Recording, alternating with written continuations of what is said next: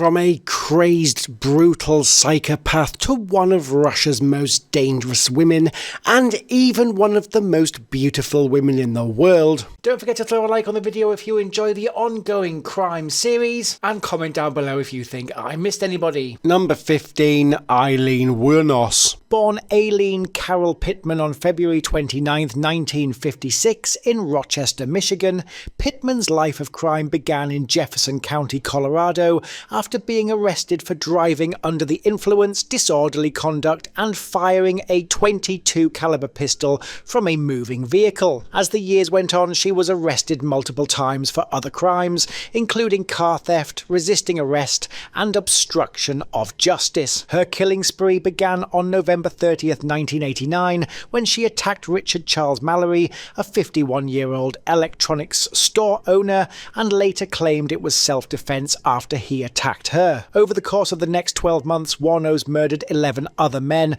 most of whom were shot 2 times with a .22 caliber pistol. She was finally caught on January the 9th, 1991, after one of her fingerprints was found on a receipt at one of the pawn shops where she had traded in goods from a murder victim. Not long after her arrest, her accomplice Tyria Moore was located by police and convinced Wos to confess in exchange for protection from prosecution. Wos eventually did confess to several of the murders and was charged with murder. Her trial began on January the 14th, 1992 for the murder of Richard Charles Mallory, for which she was later found guilty and sentenced to death. In 1992, she confessed to another 5 murders, receiving a death sentence for each one, totaling 6. She was executed on October the 9th, 2002 by lethal injection and opted to decline her last meal, becoming the 2nd woman in Florida and the 10th in the United States to be executed. Number 49, Juana Baraza. Harking from a rural area in Mexico City, Juana Baraza was a professional wrestler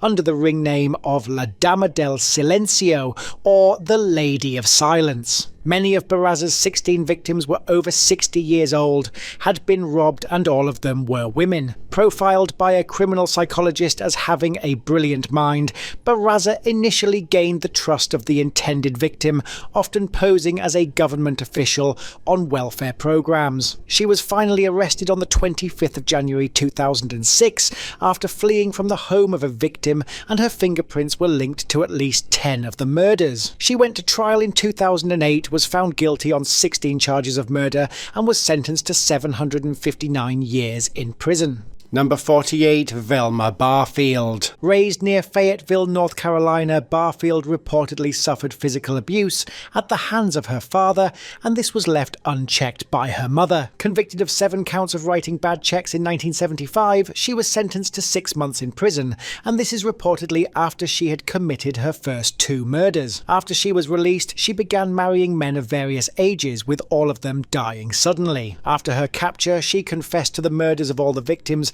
saying she had used an arsenic-based rat poison to carry out the murders. She was found guilty and imprisoned in the more secure unit of Central Prison in Raleigh, North Carolina. She was the state's only female death row inmate at the time, and she was executed on November 2nd, 1984, receiving a last meal of cheese doodles and Coca-Cola. Number 47, Tamara Samsonova. Born in the city of Uzhur in the former Soviet Union, Samsonova became national news after committing a series of murders in Moscow. After the death of her first husband, who disappeared in mysterious circumstances, Samsonova appealed to the police to help find him. Less than a year later, she rented out a bedroom in her apartment to Sergei Potanin, who also disappeared after an argument with Samsonova. This method of behavior continued until she poisoned Valentina Ulanova, whom she had been in a relationship with until being asked to leave. Ulanova's body was found by an unsuspecting member of the public,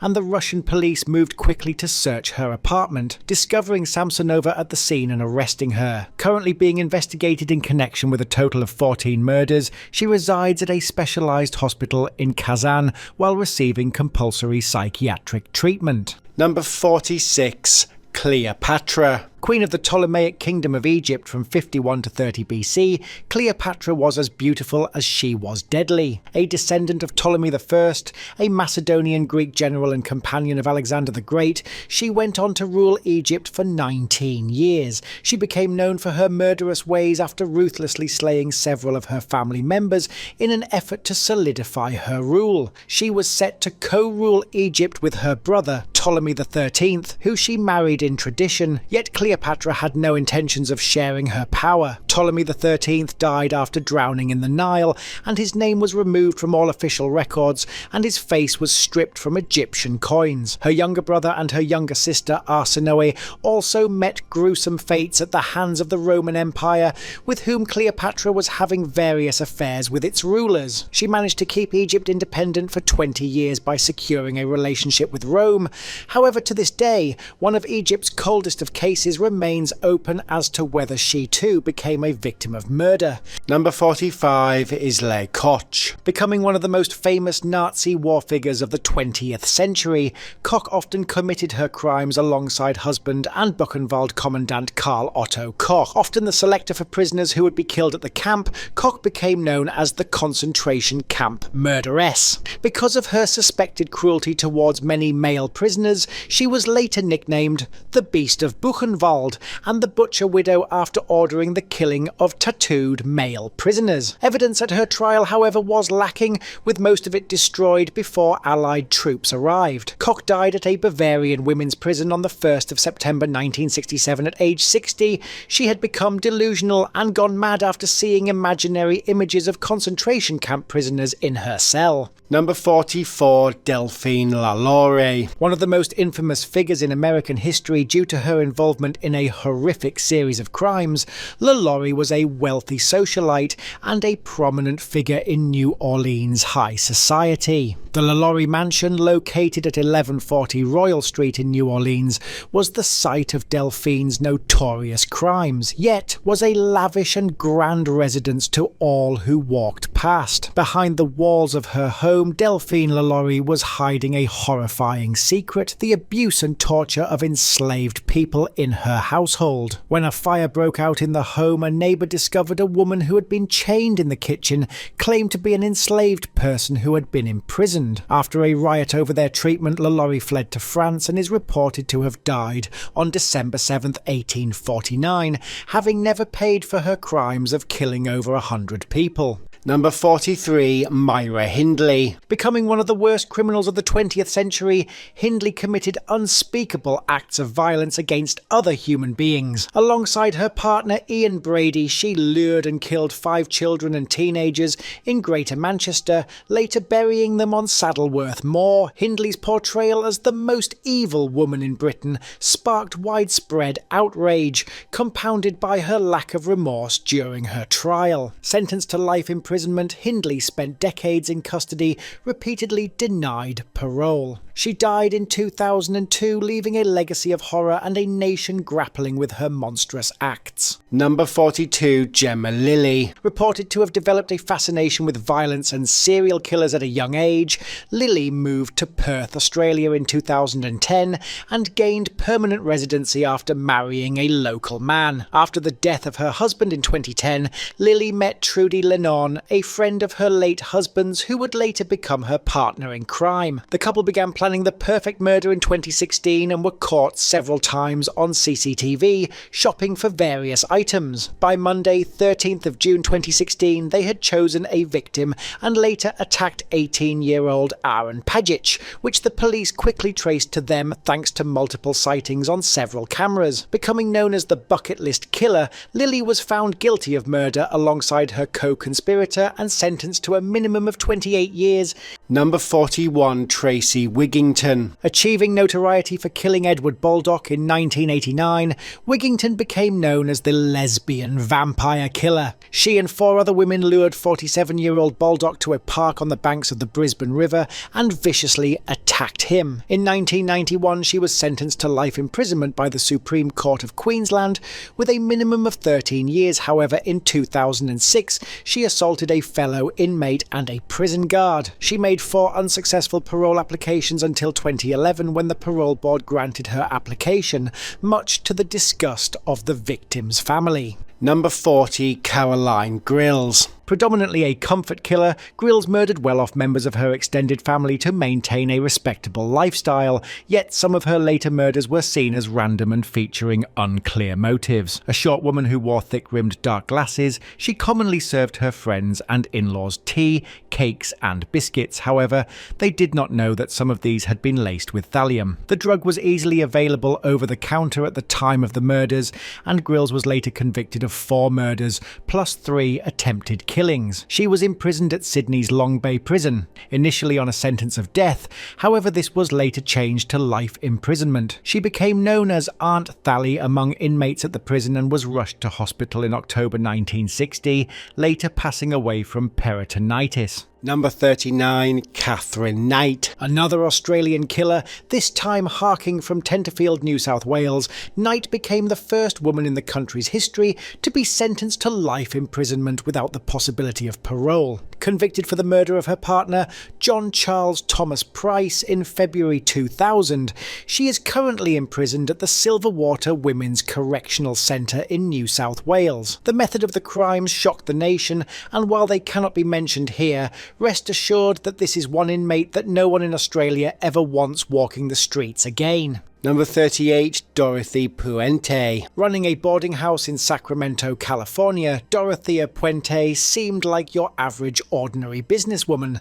Her childhood was tumultuous, with her mother working in the sex industry and her father passing away from tuberculosis, but not before he impacted severe mental torture on his children. She was briefly committed to DeWitt State Hospital after a binge of drinking, lying, criminal behaviour and suicide attempts, where doctors diagnosed her as a pathological liar with an unstable personality. After setting up the boarding house, she was arrested for illegally cashing 34 state and federal checks that belonged to her tenants. Between 1982 and 1986, the victims of her drug-fueled robberies began piling up, and it is thought that 9 people in total had become victims of her killing spree. She was convicted of 3 murders and, thanks to the testimony of over 156 witnesses, was sentenced to life imprisonment without the possibility of parole, only just escaping the death penalty. She died in prison at Churchill on March 27, 2011 from natural causes. Number 37, Janine Jones. One of the most infamous serial killers in medical history, Nurse Jones was dubbed the Angel of Death.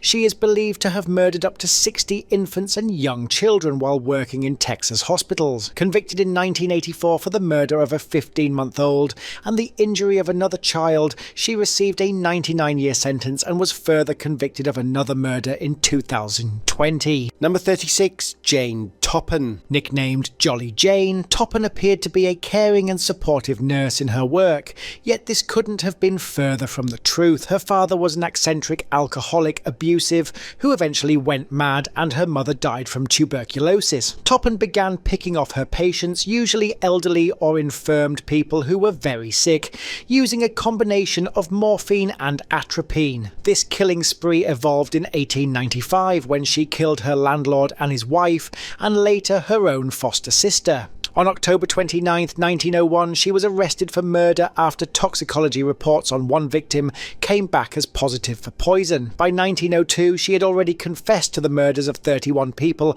and claimed a motive of sexual gratification. Found not guilty by reason of insanity and committed for life in the Taunton Insane Hospital, she died there on August 17, 1938, and is suspected of killing over 100 people. Number 35, Kiren Gilbert. Joining the staff of the Veterans Affairs Medical Centre in Northampton, Gilbert was featured in VA Practitioner magazine in April 1990. Other nurses began to notice a high number of deaths on Gilbert's watch, and she soon left the hospital, checking into a mental health unit. While in the unit, Gilbert was the subject of an investigation after it was noticed that a high number of heart attacks during her time there had dated back 1995. Over 350 or more deaths and more than 300 medical emergencies had been reported during her time on shift, yet she eventually stood trial for only 3 murders, thanks in part to a phone confession. Prosecutors claimed that Gilbert had initiated the emergencies to try and make herself look better as a nurse,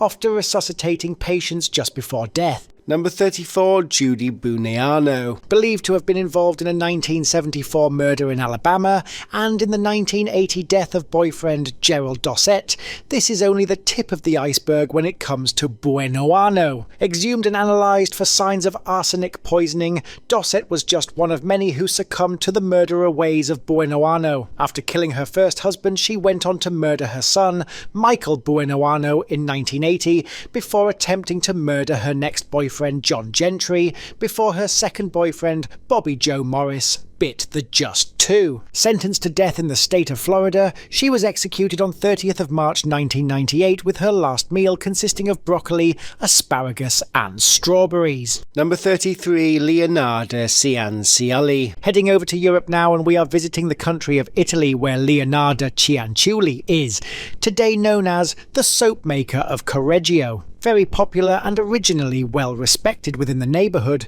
the story of the murders is actually quite extensive. However, there is no time to go into much detail here. What can be revealed is Leonardo, in an attempt to protect her eldest child Giuseppe, decided that human sacrifices were required. After killing 3 people, she was found guilty and sentenced to 30 years in prison and 3 years in a criminal asylum. A number of artefacts from the case are on display at the Criminological Museum in Rome. However, as for the details of this one's crimes, you can read up on them for yourself. Number 32, Carla Homolka. Heading to Canada now, and while Carla Homolka pleaded that she was an unwilling participant in her husband's crimes, it turns out that the truth had been, shall we say, slightly misplaced. Homolka and her husband Paul Bernardo became known as the Ken and Barbie Killers after their serial crime spree began during the summer of 1990. After murdering Homolka's sister Tammy, the pair then attacked a 15-year-old unnamed girl before kidnapping a 14-year-old over 1 year later. After a criminal trial which revealed the use of videotapes during the killings, she received 12 years in prison and was released in 2005, later moving to southwestern Quebec. Number 31, Gisela Blanco. Often referred to as the Black Widow or the cocaine godmother, Blanco was a notorious Colombian drug lord who played a key role in the rise of the Miami drug trade during the 1970s and 1980s. Her influence and brutal tactics in the narcotics world made her one of the most feared figures in the drug industry. Blanco was responsible for trafficking vast amounts of cocaine, contributing to the 1970s and 1980s cocaine boom in the US.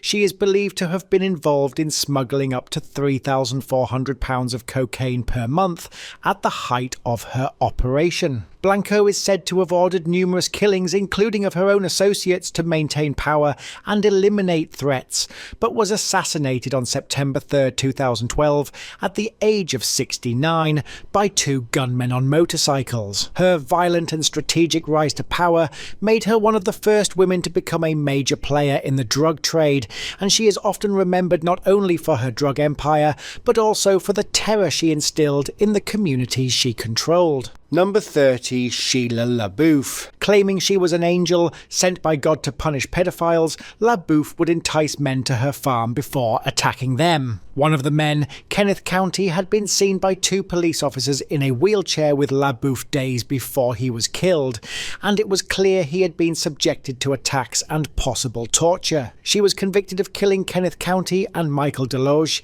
and was sentenced to 2 consecutive life sentences with no prospect of parole. Laber is currently serving her sentence at NH Correctional Facility for Women and has had repeated appeals denied. Number 29, Nanny Doss. Known as the Giggling Granny, this American serial killer gained notoriety for her role in the deaths of several people, including members of her own family. Doss typically poisoned her victims, often with arsenic or other lethal substances, and what made the crimes particularly chilling was her seemingly sweet and caring persona. She often killed her victims for various reasons, including gaining financial benefits through life insurance policies, or simply out of spite for their behaviour. Over time, her behaviour became increasingly erratic, and she was suspected of being behind a string of mysterious deaths in her family before finally being arrested after the death of her mother, and her confession revealed the full extent of her crimes. Number 28. May Churchill Sharp. A New York woman who, during the early 20th century, became notorious for the poisoning deaths of several people. Suspected of murdering her husband and brother among others, Sharp's killings were said to be motivated by financial gain, yet was able to avoid detection due to her quiet nature. When several deaths occurred under suspicious circumstances, investigators began to connect the dots, linking the murders to her. Sharp is often cited as one of the more deadly female serial killers of the early 20th century. Number 27. Anna Vladislavovna Bogacheva. Wanted in connection with defrauding the United States, Bogacheva is thought to have been involved in attacks on the United States election system. Bogacheva oversaw the data analysis group within the Translator project of the St. Petersburg-based Internet Research Agency. These alleged actions were taken to reach significant numbers of Americans for the purposes of interfering with the United States political system, including the 2016 presidential election. Additionally, Bogacheva allegedly withheld employment information on her United States visa application and travelled to the United States in June of 2014 to collect information in support of the IRA's operations. On February 16, 2018, a federal arrest warrant was issued for Anna Vladislavovna Bogacheva in the United States. Number 26. Krista Gail Pike. One of the youngest women to be sentenced to death in the United States, Pike, along with her boyfriend at the time, Tadariel Shipp, lured fellow Job Corps student Colleen Slemmer, 19, into an isolated area on the University of Tennessee's agricultural campus. The motive was reportedly jealousy and a belief that Slemmer was trying to steal Shipp with Pike, and Shipp brutally attacking Slemmer. Pike was arrested shortly after the murder when she began bragging about the crime, was convicted of first-degree murder, and sentenced to death in 1996. She has now exhausted all of her appeals, and if she is executed, Pike would become the first woman put to death in over 2 years. Number 25. Andrea Yates. In one of the most high-profile examples of postpartum psychosis and its devastating effects, Yates was accused of attacking her 5 children after suffering from severe postpartum depression. After the killings, she called 911 and later confessed to the police, explaining that she believed she was saving her children from eternal damnation. Despite her mental health crises,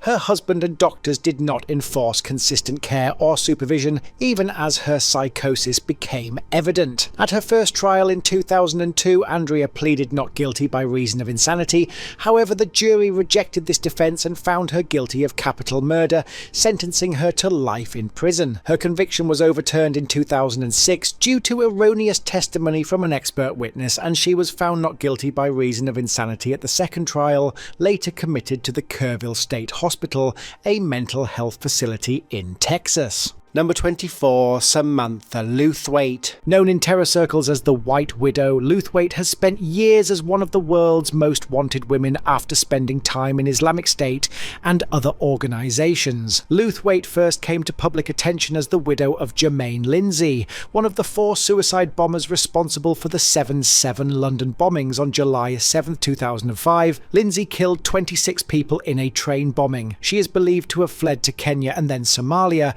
while authorities accuse her of using forged documents and various aliases to evade capture. Luthweight became one of the world's most wanted women, with Interpol issuing a red notice in connection to charges including possession of explosives and conspiracy to commit terrorism. As of now, her exact whereabouts remain unknown, and she continues to be a fugitive sought by international authorities, yet rumours have circulated about her death, but none have been verified.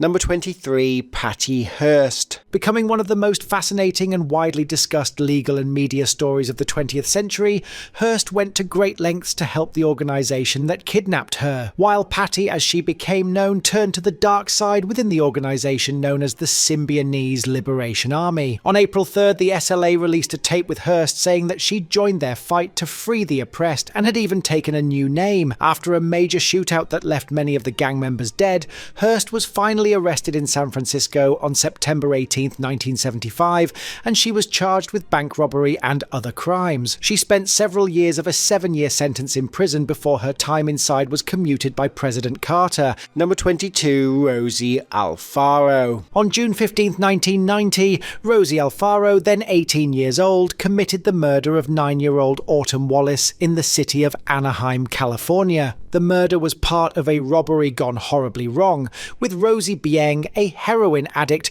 who was in desperate need of money to support her drug habit. After killing Autumn, she stole items from the home, including small appliances and cash, which she later sold for money to buy drugs. Rosie Alfaro quickly became a suspect due to her connections with the Wallace family and her known struggles with drug addiction. She initially denied involvement in the crime but later confessed, providing a detailed and chilling account of the events. In 1992, Rosie Alfaro was convicted of first-degree murder with special circumstances and was sentenced to death, becoming the first woman sentenced to death in California since the state reinstated the death penalty in 1978. Number 21, Belle Garnis. Belle's story is a blend of insurance fraud, luring victims, and murder for financial gain. With her motives primarily monetary, she targeted people with resources and life insurance policies. Key victims in the crimes, which often included buildings burning down, and victims' mysterious deaths are her first and second husband, several landowners, her foster children, and biological children. She is estimated to have murdered between 14 and 40 people before faking her own death and disappearing. Witnesses reported sightings of Belle in the years following the fires, including in Chicago and even as far away as California. Presumed dead in 1908, her fate remains uncertain, and it is thought she may have got away with her crimes. Number 20, Sherry Lash Rhodes. Responsible for a mass shooting that occurred in 2014 at a tribal council meeting in Northern California, Lash Rhodes' case drew national attention. On February 20th, 2014, Sherry Lash Rhodes opened fire during a meeting at the Cedarville Rancheria tribal office in Alturas, California. The shooting occurred while a tribal eviction hearing was underway. Rhodes, the former chairwoman of the Cedarville Rancheria,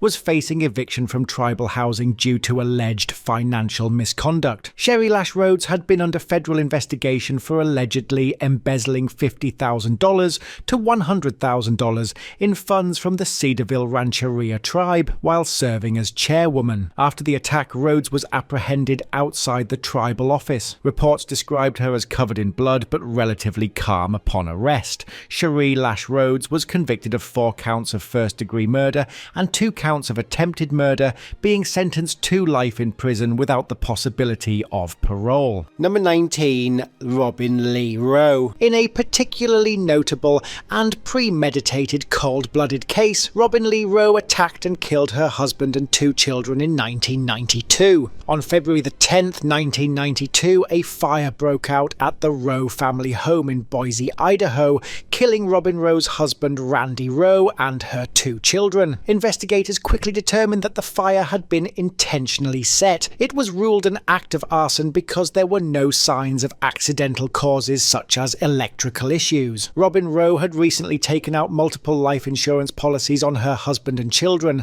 totaling over $250,000, and this indicated a clear financial incentive for their deaths. Investigators discovered that years earlier, in 1980, Robin Rowe's first child, Keith, had also died under suspicious circumstances in California. Arrested days after the fire on February 14, 1992, Rowe was later convicted on 3 counts of first-degree murder and was sentenced to death, becoming the only woman on Idaho's death row, a distinction she still holds to this day. Robin Lee Rowe remains incarcerated at the Pocatello Women's Correctional Center in Idaho. Number 18, Antoinette Frank. Former New Orleans police officer Frank became one of the most infamous female criminals in U.S. history due to her involvement in a brutal triple murder in 1995. She joined the New Orleans Police Department in 1993. Despite failing psychological evaluations and concerns about her temperament, she was still allowed to join the force due to a shortage of police officers. On the night of March 4th, 1995, Antoinette Frank and an accomplice, Rogers Lacaze, committed armed robbery and murder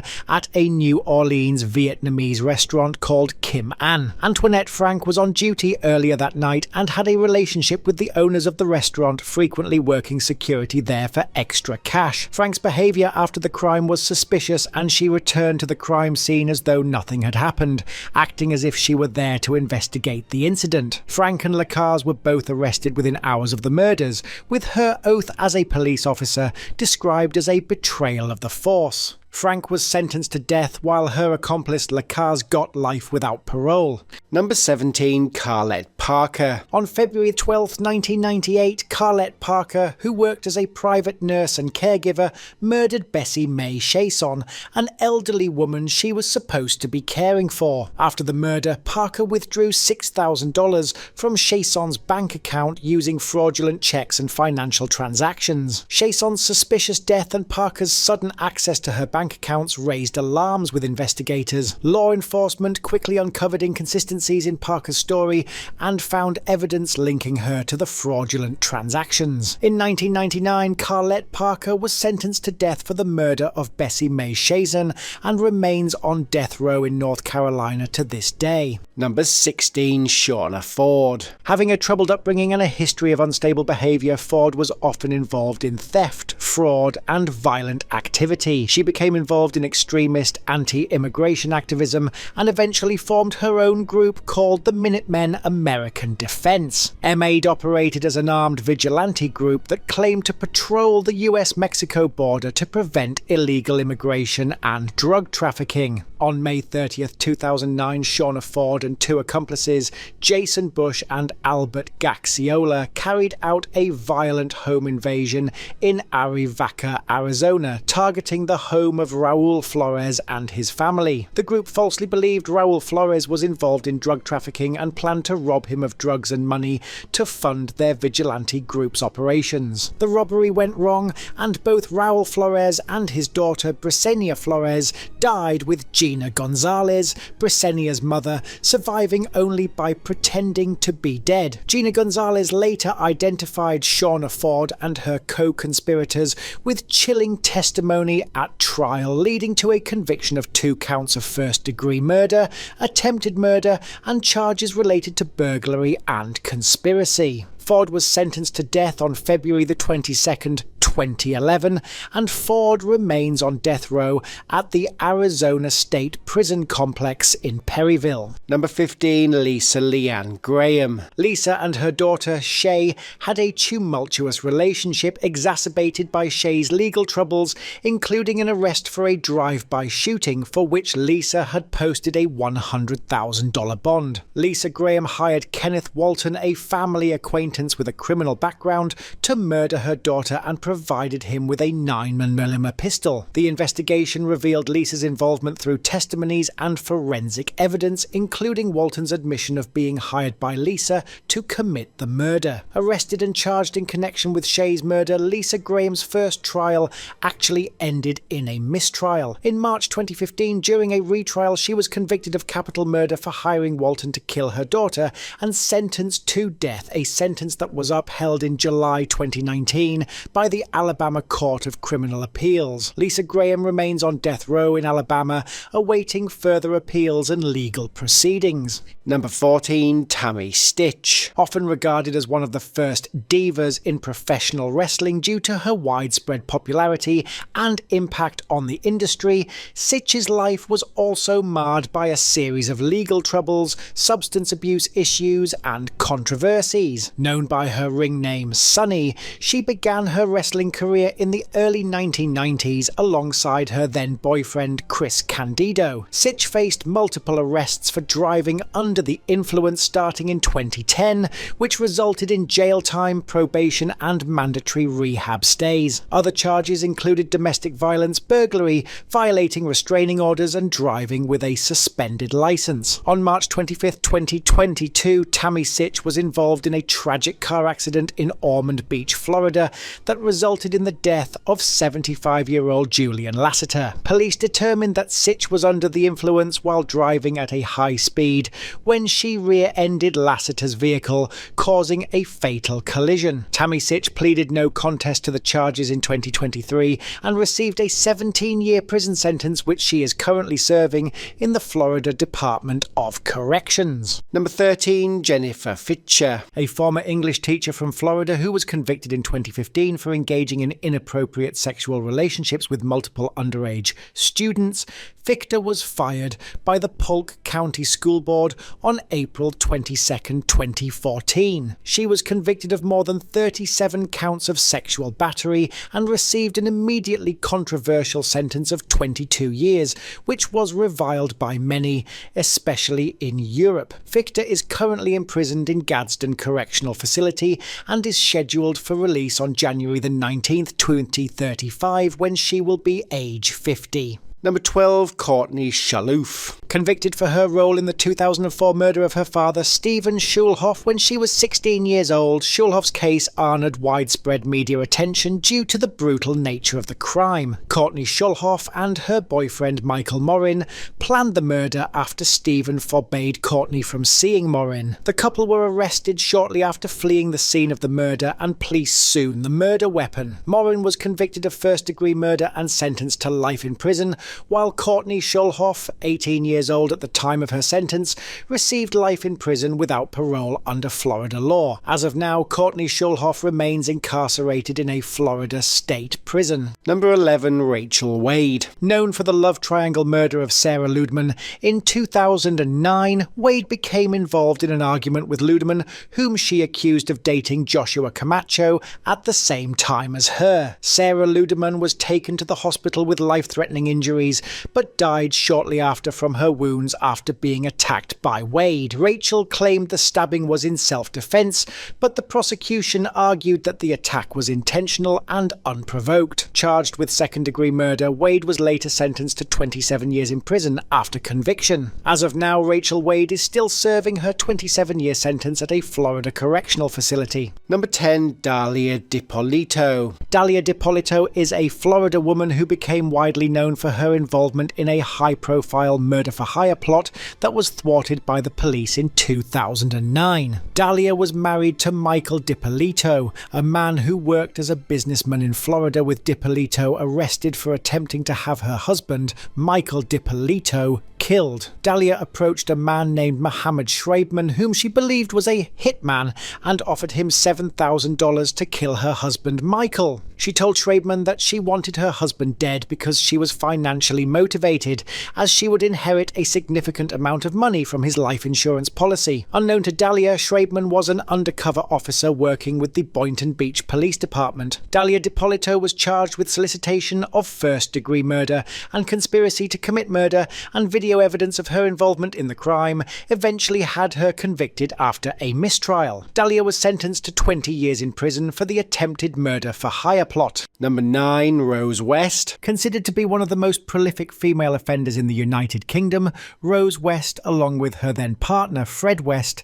attacked and killed at least 9 young women between 1973 and 1987. Rose is also thought to have murdered her 8-year-old stepdaughter Charmaine in 1971, with the majority of these murders taking place at the West residence in Gloucester. At pre-trial proceedings in February 1995, after being caught, Rose pleaded not guilty to 10 charges of murder. The overwhelming evidence against her led to her being found guilty on all 10 counts and was sentenced to life imprisonment. This sentence was later upgraded to a whole life order in July 1997 by Home Secretary Jack Straw. In 2019, West was transferred to HM Prison New Hall in West Yorkshire after threats against her life became apparent, and this is where she resides to this day. Number 8, Anna Maria Cardona. Having been through 3 trials, all for the murder of her son, named Baby Lollipops, Cardona was twice sentenced to death before her third and final trial. In that trial, the jury took less than an hour to find Ana Maria Cardona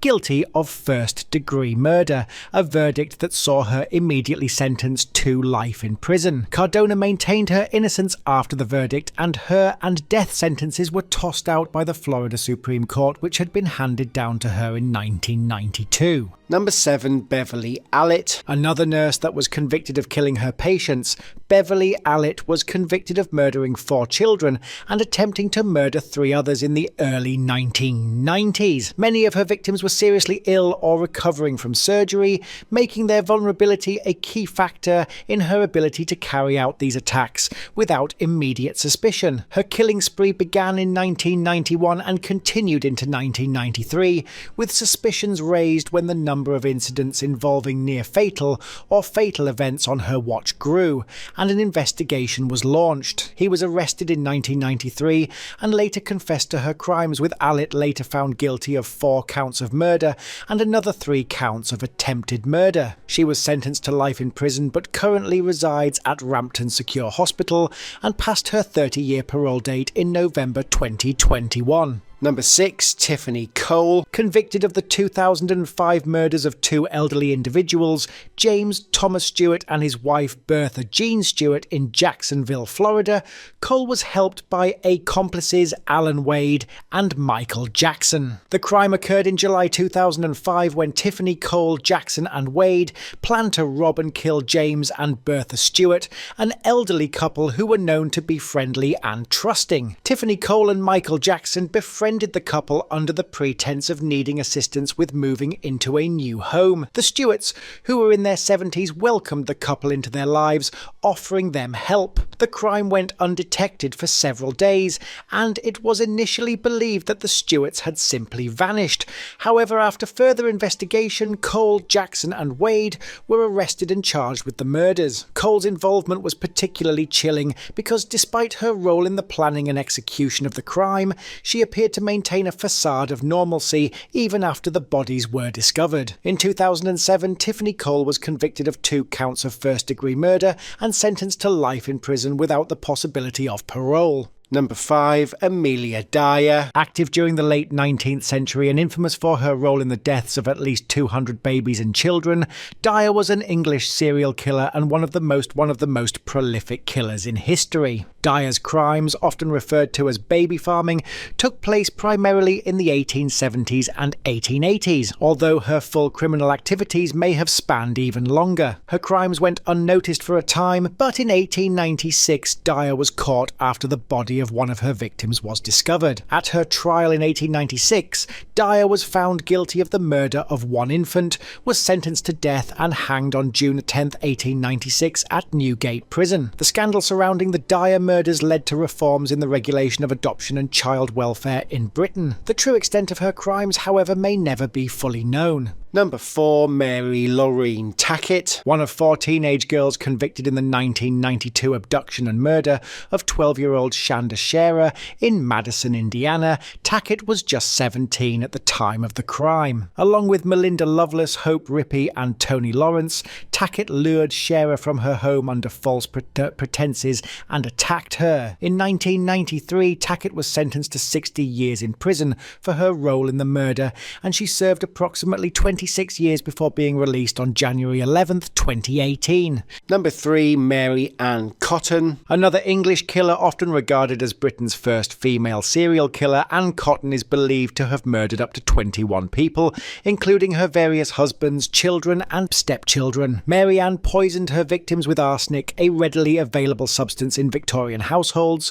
which caused symptoms that mimicked natural illnesses, making her crimes difficult to detect at the time. Her crimes were uncovered when suspicions arose after the death of her stepson, Charles Edward Cotton, and his autopsy revealed traces of arsenic in the body. In 1873, Mary Ann Cotton was arrested, tried and convicted of the murder of her stepson, and, despite circumstantial evidence pointing to numerous other murders, she was officially charged with just 1. Mary Ann Cotton was hanged on March 24, 1873 at Durham Jail, and history has cemented her as one of history's most infamous murderers. Number 2, Joanna Dennehy. Known for the 2013 Peterborough ditch murders, in which she killed 3 men and attempted to murder 2 others, Dennehy being one of the most infamous femme fatale in British history. Her teenage years were marked by rebellious behaviour and heavy drinking, before her behaviour became more erratic and violent. The murders, in which 3 men were killed, were notable for their extreme violence and Dennehy's apparent enjoyment of killing. After her 3rd murder, Dennehy attacked 2 other men, Robin Baraza and John Rogers, in Hereford, stabbing them randomly in broad daylight. However, they both survived. Dennehy was arrested after a nationwide manhunt, reportedly laughing and joking about the killings during her questioning. At her trial, Dennehy pleaded guilty to all charges, including 3 counts of murder and 2 counts of attempted murder, making her one of the rare cases where a defendant in such serious crimes admitted guilt outright. In February 2014, she was sentenced to life imprisonment with a whole life order, meaning she will never be eligible for parole, and she joins only a handful of women in the UK have received such a sentence. She later admitted she killed for fun, and to prove a point with psychologists who analysed her behaviour, describing her as a psychopath with a sadistic personality, driven by a need for excitement and dominance. Number 1, Lucy Letby. One of the most notorious child killers in modern British history, Letby pursued a career in nursing, specialising in neonatal care. She was responsible for caring for premature and sick newborns, and colleagues initially described her as a dedicated and compassionate nurse. Between June 2015 and June 2016, the neonatal unit at the hospital experienced an unusual spike in infant deaths and unexplained collapses. An internal investigation was launched, eventually leading to Letby's arrest in 2018. She was charged with multiple counts of murder and attempted murder, accused of administering lethal doses of air, insulin or milk to the infants in her care. In August 2023, Letby was found guilty of murdering 7 babies and attempting to murder 6 others. She was sentenced to life imprisonment with a whole life order, meaning she will spend the rest of her life in prison without the possibility of parole. In October 2024, Letby's legal team announced plans to appeal her convictions, citing new expert evidence that challenges the original findings. At least one expert witness has since changed their mind on at least some of the deaths, with the defence planning to appeal the conviction as unsafe. Thanks for watching this video on the top 50 most dangerous female criminals of all time. Don't forget to check out another video on this page, and we'll see you in 2025.